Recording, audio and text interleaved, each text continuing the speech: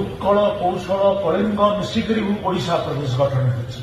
केवल उत्कल जयगान गायब कौशल कलिंगर कौन जयगान हम ये गोटे मानसिकता आमको तुम्हें शोषण करुचे आमर अर्थ आमर खनि आमर चाष आमर जंगल सबुथे तुम्हें आमको शोषण कल चाकरी बाकरी सबुथे आज तुम्हें से कल्चराली भी आमको एक्सप्लोट करने लगे तुम्हें चाहूँ एटा की कथा आम ओडिशा प्रदेश रे मिसिलु ओडिशा प्रदेश रे मिसवाई आंदोलन में भी सामिल होती किंतु ओडिशा रे मिसिकी आम सबुठू बड़ भूल है आम ओडिशा प्रदेश रे मिसिकी आम गोटे ऐतिहासिक भूल ऐतिहासिक भूल को आम बारंबार कहूँ